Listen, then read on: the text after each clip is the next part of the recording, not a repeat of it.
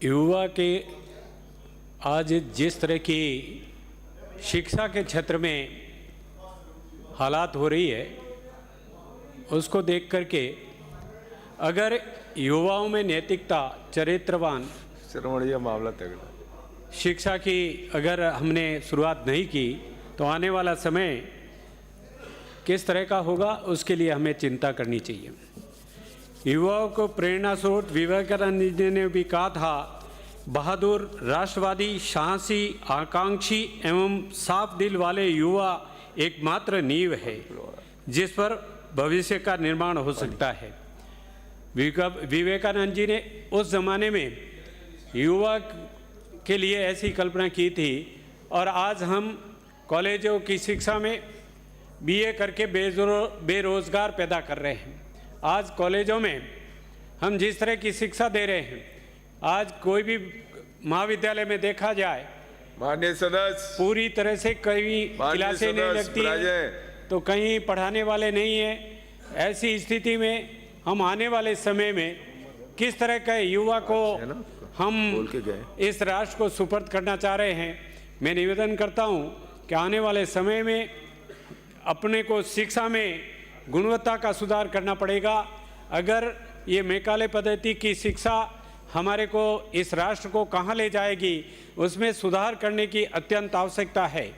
आज कोई भी व्यक्ति कॉलेजों में चले जाए, हम यहाँ जयपुर में बैठे हैं, अगर यूनिवर्सिटी में जाके देखा जाए तो कितने बच्चे क्लासों में बैठ रहे हैं और कितने पीरियड लग रहे हैं, उसकी तो हम चिंता ही नहीं कर रहे। हमारे कॉलेज खोल दो, हमारे वो कर दो, मगर आज इन कॉलेजों की हालात क्या है, उसको सिस्टम को सुधारने की आवश्यकता है।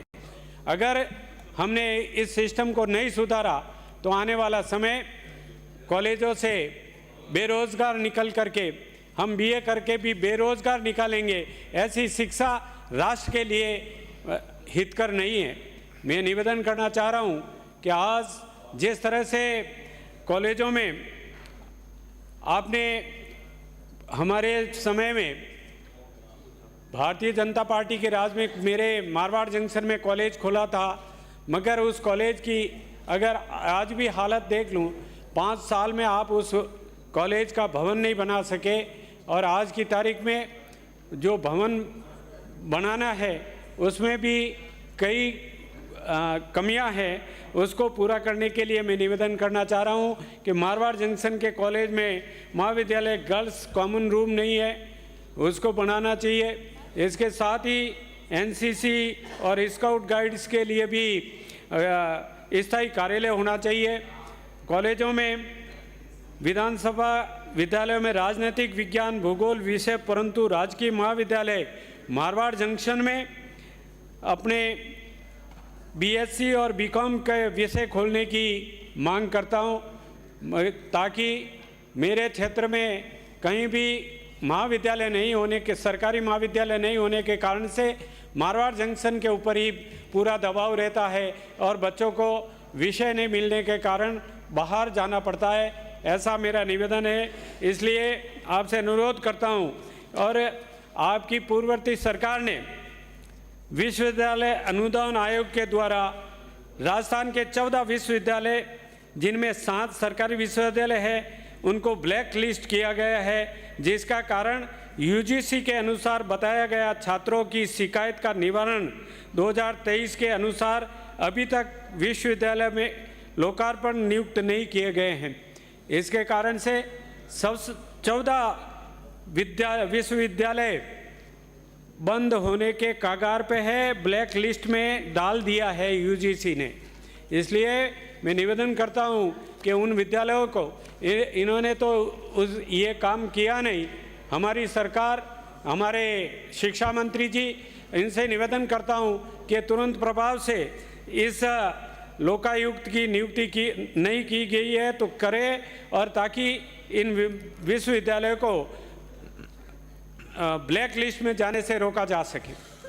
मैं आज के इस विषय पर सबसे बड़ा विषय ये है कि हमारी सरकार ने युवाओं को जो सोच पैदा हुई है कि हम केवल किताबी ज्ञान से इस युवा वर्ग का कल्याण नहीं कर सकते, उसके लिए मैं राजस्थान सरकार के मुख्यमंत्री और उप मुख्यमंत्री जी का आभार व्यक्त करता हूं कि उन्होंने, हमारी सरकार युवा को सुरक्षित भविष्य के लिए संवेदनशील है और उन्होंने, हमारी सरकार ने 70,000 भर्तियों की घोषणा की है, जिससे युवा जो नौकरी के लिए भटक रहे हैं उनको 70,000 नौकरियां दे करके उनके भविष्य के लिए, अच्छे भविष्य के लिए हम नौकरियां देंगे।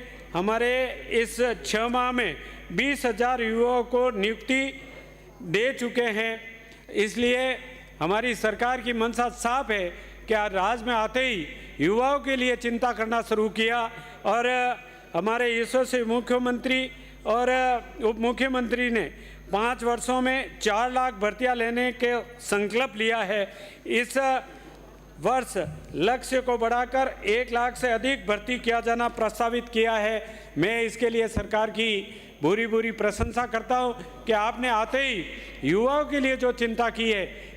देश के प्रधानमंत्री जी भी कहते हैं युवा भारत है और युवा भारत 2047 तक विकसित भारत के रूप में जो हमने संकल्प लिया है उसका सपना पूरा करने के लिए जब तक युवाओं को हम प्रोत्साहन नहीं करेंगे तब तक आने वाला समय ये भारत जिस तरह से पिछड़ा है उसको आगे बढ़ाने के लिए तकनीकी शिक्षा की बहुत आवश्यकता है।